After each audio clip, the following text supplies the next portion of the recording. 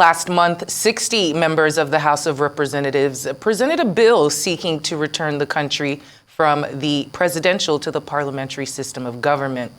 The proposed legislation was sponsored by the House Minority Leader Kingsley Chinda and 59 others. While a section of the House rejected the idea, another section said the lawmakers, as representatives of the people, had the liberty to decide on the best form of government for the country, based on the feelers from their constituents. In another development, the food crisis here in Nigeria looks to be getting worse by the day, where while there are reports of warehouse looting, another report of food truck hijackings, all filtering through the air. This is just as the state of the insecurity within our country goes on unabated. Well, let's turn now to Afenifere leader Ayo Adebanjo, who, for a conversation on the clamor for a parliamentary system of government, speaking of the food crisis, insecurity, and the general state of the nation. Good afternoon, and good to have you on the show again with us, sir. Good afternoon. I'm happy to be here. Great to have you. Thank you for having me. Unfortunately, with the situation in the country, we would prefer if it was under a better climate, but it is what it is. Did you say that? You said unfortunately what? Unfortunately, it is. The situation is the way it is. And I want to ask you what you make of these calls for a parliamentary system of government, if it's a better move for us from the situation we currently find ourselves in right now.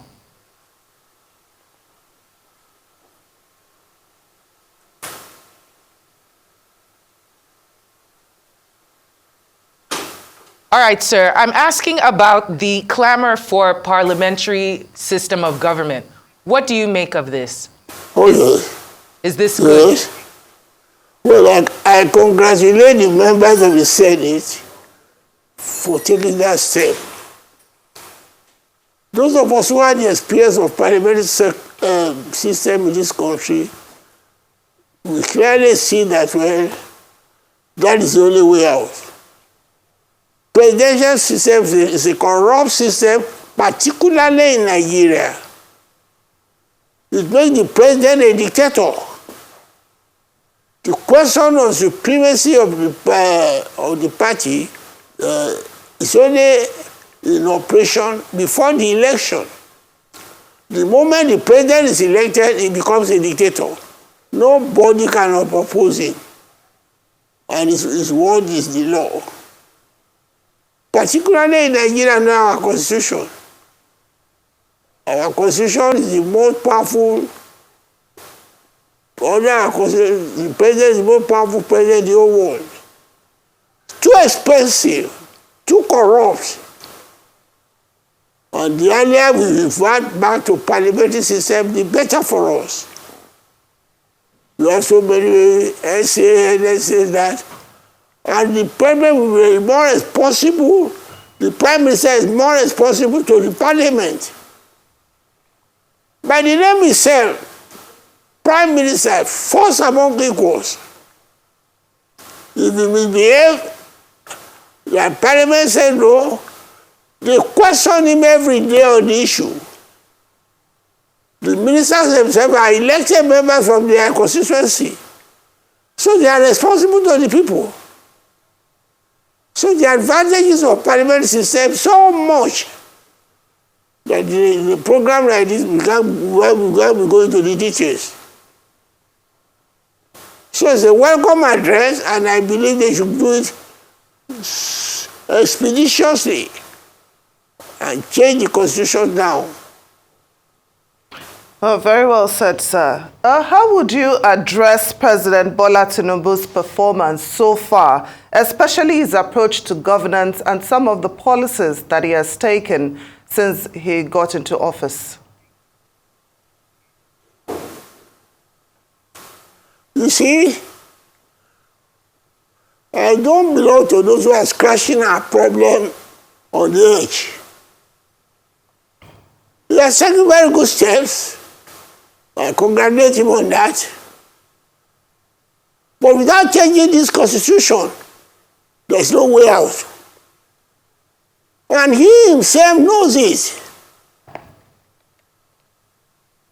I hope he will revert back to how he became the governor. What was the slogan? What was the plan? What was the system that Alliance for Democracy used to put him to election? The campaign there was Sovereign National Conference. That we should revert back to parliamentary to federal system, where every regional, every federated state is autonomous and is not subject to the federal government. All the functions are distributed. All the program is putting on, they can't materialize without the constitution being changed. You have a Minister of Agriculture in the center. Where is the land for the federal government? It is the state. You are talking of education. Those of us who are alive and experience the system in the First Republic will appreciate more what I'm doing. So it's doing so much, but it's trying to lay foundation. It can't be something or nothing. The country is not one now. We are split. The essence of bringing the constitution back now is to change this constitution to what every federated unit agreed to, not to what the military government imposed on us. And that's what is causing the problem. But a lot of the people who are trying to play up to the gallery, oh, it's doing fine. Yes. Yes. How does he implement all these things? So that is the question.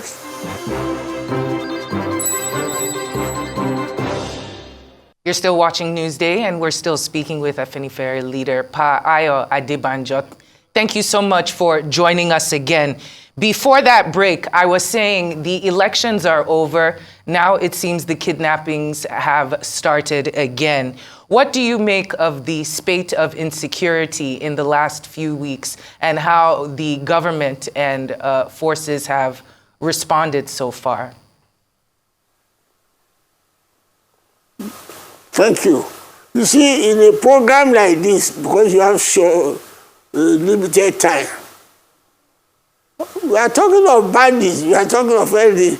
Until you change the constitution, state police, local government police, and make all this responsible to the state.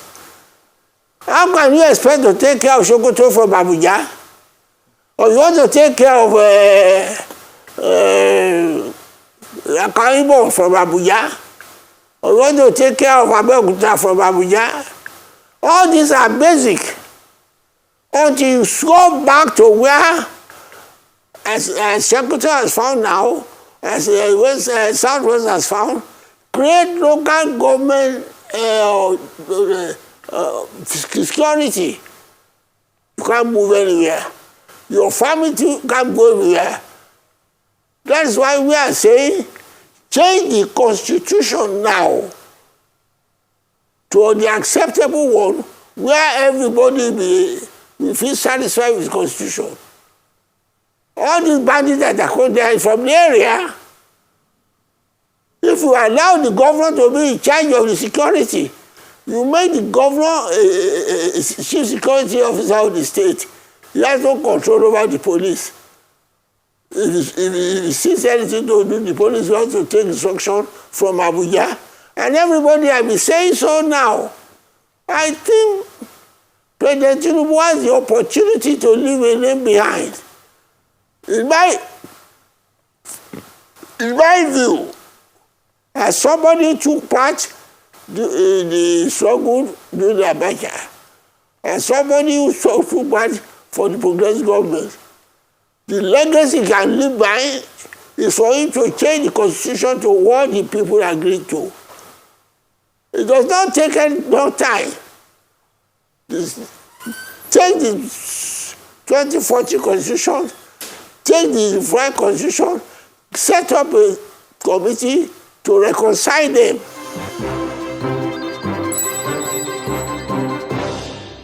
Now, before that quick break, we were speaking about state police, and I was asking you about those that have expressed fears that the state governors might abuse state police and use it as a tool to hound their political opponents.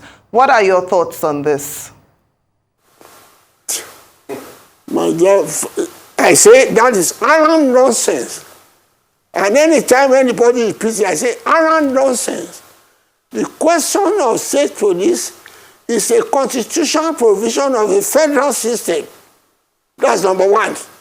Number two, the question of the government using it against is the federal government not using it against a party that does not belong to them, a government that does not belong to their party. We have seen instances of that. I don't want people to continue to insult us by saying, if anybody is abusing it, leave that to the state. That can't be a valid excuse. It's utter nonsense. When Buhari refused to attend to Benue, when the author went to him about the herdsmen, that he knows them, and that should help him, he said, go and make friends with your neighbors. He didn't allow, there was no arrest after killing about 700 people. Is that not prejudice?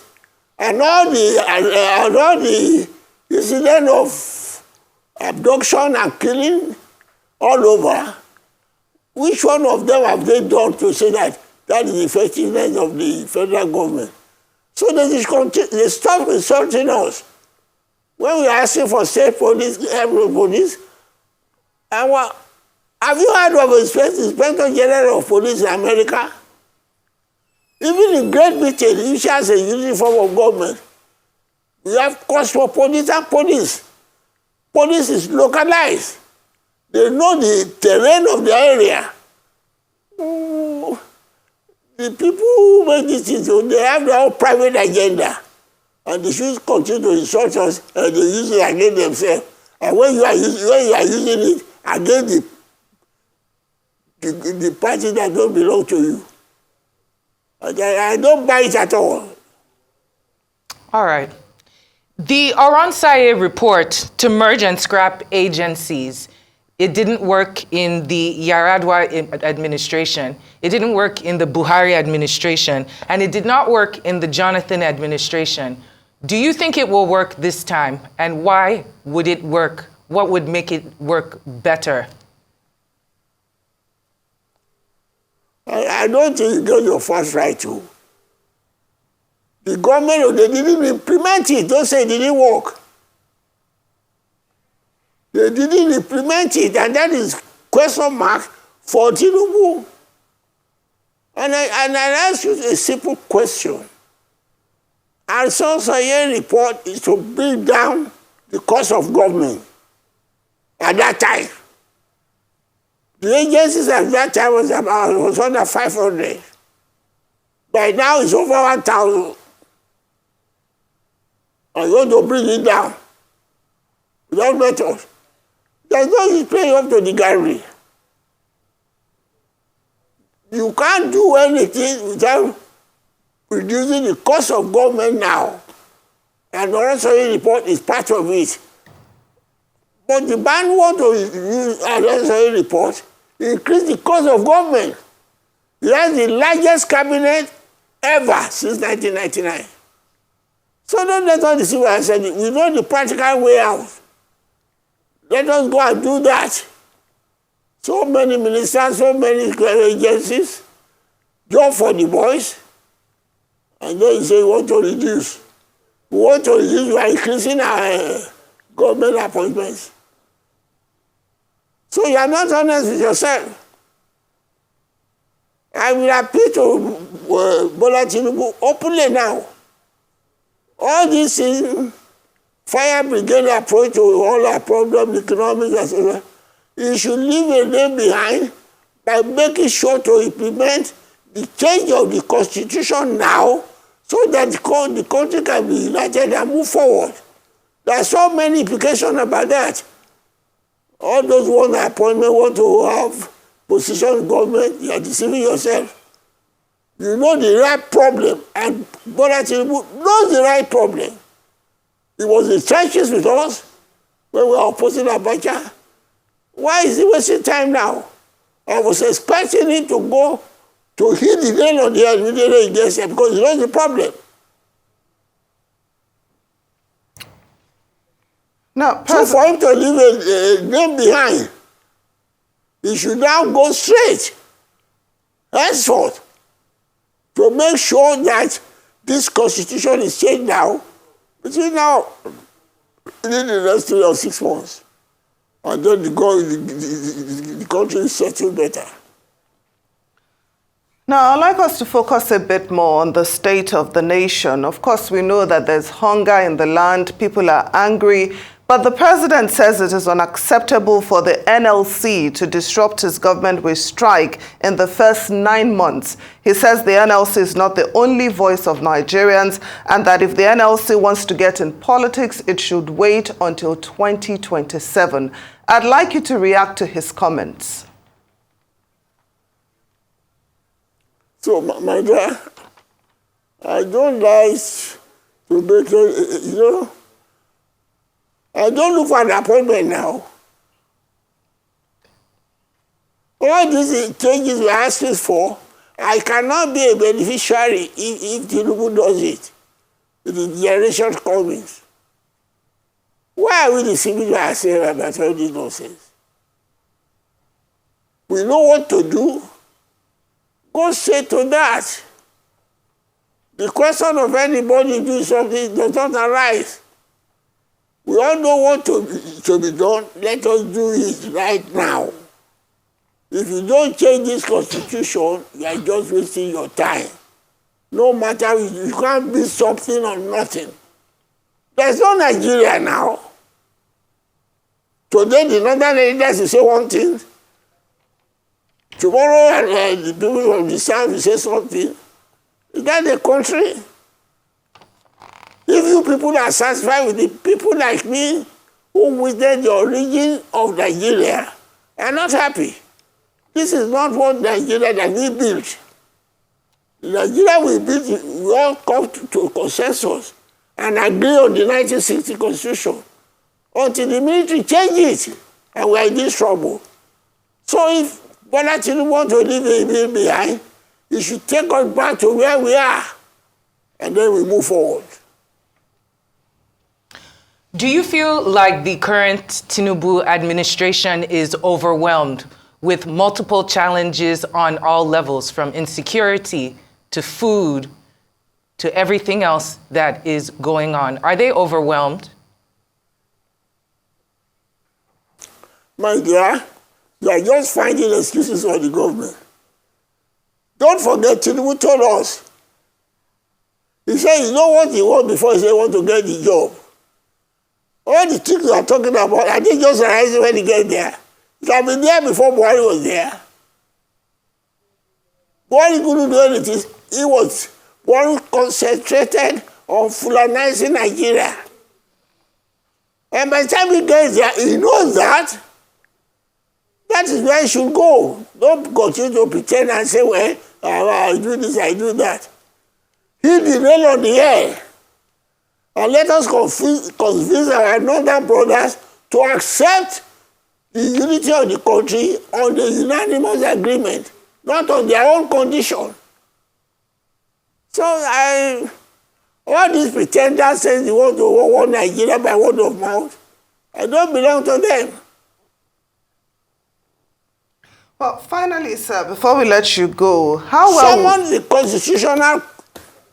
Just before, one last question before we let you go. One last question before we let you go. How well would you say that President Bola Tinubu has been able to unify the country, especially after the bitter and divisive presidential election that we witnessed last year? Has the president been able to close the gap? Has he even attempted to close the gap?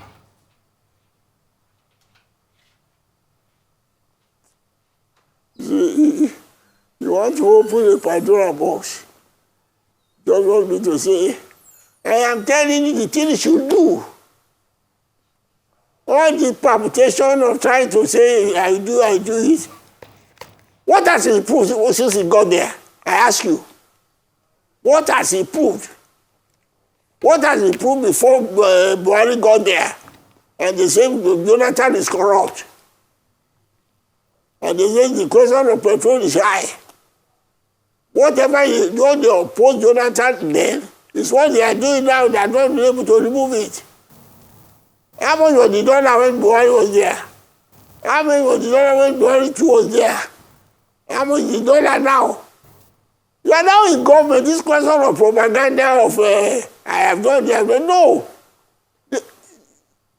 You should bring down a proposal now to change the system where we are suffering from. There is no food on the table. This is the time that we are now setting up a committee to find out food for us. When you know the farmers can't farm because the bandits don't allow the farmers to go to the farm. We now have a government that is negotiating with criminals. These are the issues. Don't let us go to patch everything. Oh, it's better, it's this. You know the issue.